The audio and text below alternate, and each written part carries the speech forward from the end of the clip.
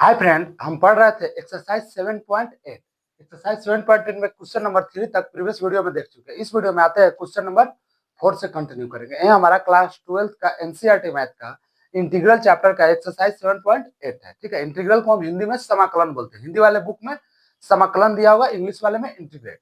आते हैं डायरेक्ट हम क्वेश्चन पे। क्वेश्चन का स्टेटमेंट क्या है? Equivalent the defined integral in exercise 1 to 20। इसको हिंदी में बोलेंगे 1 से 20 तक के प्रश्नों में निश्चित समाकलनों का मान ज्ञात कीजिए। क्वेश्चन क्या है? इंटीग्रेशन 0 से pi by 4 sign 2x dx दिया हुआ है। तो हम इसको सोल्व कैसे करते हैं देखेंगे स्टेप बाय स्टेप। ठीक है, सोल्यूशन सबसे पहले इंटीग्रेशन हो जाएगा। रेंज क्या है? Lower limit 0, upper limit pi by 4 है। ठीक है, पाई बाई 4 है। क्या है? साइन 2x dx है। अब इसका सिंपल इंटीग्रेट कर लेंगे। इंटीग्रेट कर लेंगे तो हमारा रिजल्ट क्या आएगा? ब्रैकेट रख लेते हैं। साइन का हो जाएगा minus cos 2x by 2, range हो जाएगा 0 से पाई बाई 4। पाई बाई 4 है ना, सॉरी, पाई बाई 4 हो जाएगा। ठीक है, यहाँ तक कोई डाउट नहीं है। साइन का इंटीग्रेशन माइनस कॉस होता है। साइन का इंटीग्रेशन माइनस कॉस होता है। कोफिशिएंट 2 है तो बाई में 2 आ जाएगा। ठीक है, अब इसका रेंज हम पुट करेंगे। Upper limit minus lower limit, upper limit minus lower limit put करेंगे तो क्या हो जाएगा रिजल्ट हमारा? आप ध्यान से देखेंगे। Integration minus cos 2 multiply pi by 4 by 2, ठीक है, माइनस हो जाएगा माइनस कॉस 2 मल्टीप्लाई 0 बाई 2, ये हो गया। ठीक है, अब इसको बाद इसको हम सोल्व करते क्या आएगा? यहाँ से 2 और 2 से 2 कैंसिल हो जाएगा तो बचेगा आपका minus cos pi by 2 by 2। ठीक है, माइनस यहाँ से हो जाएगा, क्या होगा आपका? Minus cos 0 by 2। यहाँ से ये आ गया रिजल्ट। ठीक है, और कॉस पाई बाई 2 का मान क्या होता है आपका? माइनस, यहाँ से कॉस पाई बाई 2 का मान तो 0 हो जाएगा, तो माइनस 0/2 हो जाएगा आपका। यहाँ से क्या आएगा आपका? 0/2, माइनस 0/2 हो जाएगा। ठीक है, माइनस, अब माइनस कॉस 0/2 का क्या होता है? माइनस माइनस तो प्लस हो जाएगा। माइनस और माइनस कोएफिशिएंट बाहर आएगा, प्लस हो जाएगा। कॉस 0 का मान होता है 1, तो 1/2 हो जाएगा। अब इसको सोल्व कर लेंगे सिंपल, तो क्या हो जाएगा? 1/2 हो जाएगा। ये हमारा आ गया रिजल्ट, क्वेश्चन नंबर 4 का रिजल्ट। इसको एक बार हम फिर से आपको रिकैप कराते हैं। क्वेश्चन क्या दिया हुआ है? क्वेश्चन दिया हुआ है आपका इंटीग्रेशन, रेंज है 0 से pi by 4 sign 2x dx दिया हुआ है। ठीक है, ये हमारा क्वेश्चन लिख लिया। क्वेश्चन लिख लिया, डायरेक्ट इसका हम इंटीग्रेट किए। इंटीग्रेट कॉस का इंटीग्रेट क्या होता है? साइन का इंटीग्रेट होता है cos minus cos x. Sine का इंटीग्रेशन होता है माइनस कॉस एक्स। साइन का इंटीग्रेशन माइनस कॉस एक्स होता है। कॉस एक्स होता है तो यहाँ से माइनस का कोफिशिएंट हो जाएगा, साइन 2x है तो 2x/2 हो जाएगा। ठीक है, इसके बाद अपर लिमिट और लोअर लिमिट पुट कर लिए, हमारा ये रिजल्ट आ जाएगा। इसको आप नोट कर ले। इसके बाद इसका नेक्स्ट क्वेश्चन देखते हैं। इसको पहले आप नोट कीजिए।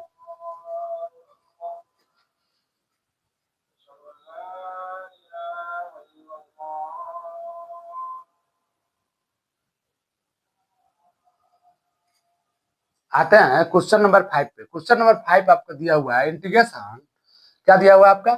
इंटीग्रेशन 0 से पाई/2 cos 2x दिया हुआ है। ठीक है, इसका इंटीग्रेट कैसे करते हैं ध्यान से देखेंगे। सबसे पहले तो हम लिखेंगे सोल्यूशन, इंटीग्रेशन 0 से पाई/2 cos 2x dx। ठीक है, cos 2x dx दिया हुआ है, क्वेश्चन सेम दिया हुआ है। इसका इंटीग्रेट कर लेंगे। इंटीग्रेट करेंगे तो हमारा क्या आ जाएगा? इंटीग्रेशन cos का इंटीग्रेशन तो साइन हो जाएगा, साइन 2x/2 हो जाएगा। ठीक है, यहाँ रेंज क्या है? 0 से पाई/2। अब क्या करते हैं? रेंज से upper limit minus lower limit करते हैं। तो अपर लिमिट क्या हो जाएगा आपका? साइन 2 मल्टीप्लाई पाई/2/2, ठीक है, bracket close, minus sine 2 multiply 0/2। ठीक है, अब इसका देखते क्या आएगा। यहाँ से 2 से 2 तो कैंसिल हो जाएगा, तो क्या बचेगा आपका? साइन पाई/2 माइनस साइन 0/2। ठीक है, तो साइन 90 का मान तो 0 होता है, साइन 180, साइन 80 का मान भी 0 होता है, तो 0/2 हो जाएगा। और साइन 0 का मान भी 0 होता है, साइन 180 और साइन 0 का मान भी 0 होता है। ठीक है, तो 0/2 माइनस 0/2 हो जाएगा। क्या हो जाएगा आपका? 0/2 माइनस 0/2 इक्वल टू रिजल्ट तो हमारा 0 आएगा। यहाँ तक कोई डाउट नहीं होना चाहिए। इसको हम एक बार फिर से आपको समझाते हैं। क्वेश्चन क्या दिया हुआ है? क्वेश्चन दिया हुआ है इंटीग्रेशन 0 से π/2, lower limit 0, upper limit π/2, cos 2x दिया हुआ है। ठीक है, इंटीग्रेशन यहाँ लिख लिए सोल्यूशन में। ठीक है, इसका इंटीग्रेट कर लिए। इंटीग्रेट क्या होगा? cos 2x का हो जाएगा sin 2x/2 हो जाएगा। ठीक है, उसके बाद एक बार फर्स्ट में हम अपर लिमिट पुट किए π/2। ठीक है, और सेकंड माइनस करके उसके बाद लोअर लिमिट पुट कर लिए। उसके बाद जो रिजल्ट है वो लिख लिया। हमारा रिजल्ट क्या है? 0 आया। ठीक है, इसको आप नोट कर ले। इसके बाद इसका नेक्स्ट क्वेश्चन देखते हैं।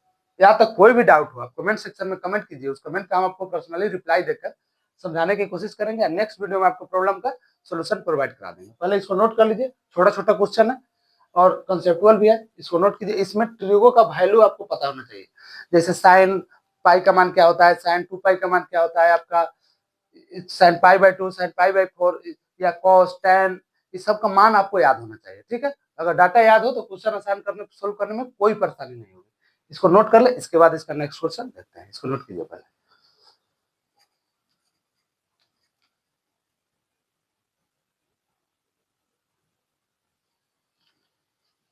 आते हैं आपका क्वेश्चन नंबर 6 में। क्वेश्चन नंबर 6 दिया हुआ है इंटीग्रेशन 4 से 5, इंटीग्रेशन लोअर लिमिट 4 और अपर लिमिट 5 e के पावर x dx दिया हुआ है।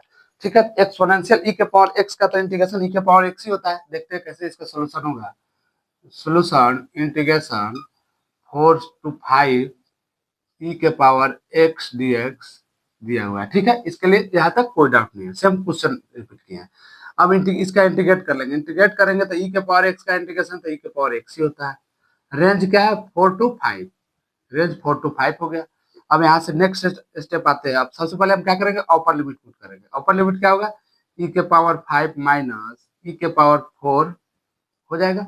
ठीक है, e के पावर 5 माइनस e के पावर 4 हो जाएगा। यहाँ तक कोई डाउट नहीं है। यहाँ तक कोई डाउट नहीं है। तब क्या करेंगे? e के पावर अब कॉमन ले लेंगे 4, e के पावर 4 कॉमन ले लेंगे तो क्या हो जाएगा? e के पावर e माइनस 1 हो जाएगा ना, सॉरी 1 तो पावर छुपा रहता है, e माइनस 1 हो जाएगा। ये हमारा आ गया आंसर। क्वेश्चन छोटा ही है, आंसर आ गया e के पावर 4 e माइनस 1 हो जाएगा। इसको आप फिर से एक बार रिकैप कराते हैं आपको। क्या क्वेश्चन है? क्वेश्चन है आपका इंटीग्रेशन 4 to 5 e के पावर x dx। तो e के पावर x कोफिशिएंट का इंटीग्रेशन e के पावर x ही होता है। तो इसका इंटीग्रेट किए तो e के पावर x, रेंज लिख लिए, लोअर लिमिट 4, अपर लिमिट 5। ठीक है, तो उसके बाद हम इंटीग्रेशन में सबसे पहले क्या करेंगे? अपर लिमिट का वैल्यू पुट करेंगे। Upper limit minus lower limit, तो अपर लिमिट का वैल्यू पुट किए, माइनस लोअर लिमिट कर लिए, और e के पावर यहाँ से हम 4 कॉमन ले लिए तो e माइनस 1 आ जाएगा। e के पावर 4 अगर हम कॉमन ले लिए तो e माइनस 1 आ जाएगा। ये हमारा आंसर आएगा। ठीक है, इसको नोट कर ले। इसके बाद इस क्वेश्चन से या इंटीग्रेशन से, इस चैप्टर से रिलेटेड कोई भी डाउट हो आप कमेंट सेक्शन में कमेंट करें। उस कमेंट का हम आपको पर्सनली रिप्लाई देकर समझाने की कोशिश करेंगे या नेक्स्ट वीडियो में आपका प्रॉब्लम का सोल्यूशन प्रोवाइड कराएंगे।